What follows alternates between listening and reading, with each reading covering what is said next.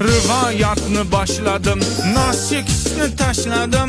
Bahorda ochlar o't, qo'shiqni o'tkazgan tut. 8-mart edi onajonlar bayrami.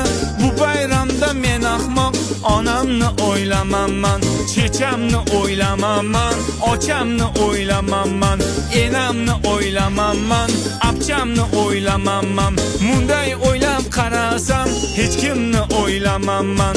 Kompot bo'lib men ahmoq bir qizni o'ylab faqat.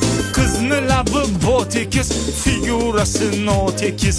Nima deydi bu ahmoq, yeymizmi deydi kekis. Menga kekis kerakmas, menga kekis kerakmas, menga kekis kerakmas. Buni tushundik. Keyin nima bo'ldi?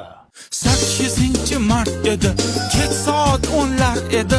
Bolalar bilan toqqa chiqib dam olib kelaman dedi. Men o'ylaban bolalarni kichkina bolacha deb, keyin bilsam u bolalar ho'kizday bolalar ekan, zdarovi bolalar ekan, bagati bolalar ekan. Onamga dardim aytdim, orqalarim qichirdi, neudobna bo'lardi gapirayotgan paytim. Onam kiyiming yech dedi, ko'ylaging kir bo'libdi, qalbingdagi bu dog'ing ko'ylagingga uribdi. Nima qilsam bo'ladi, bu dog' qanday ketadi?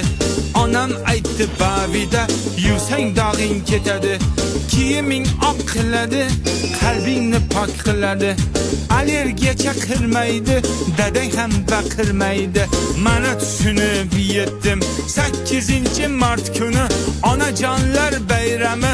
Boshqasini bilmadim, faqat onalar bayrami.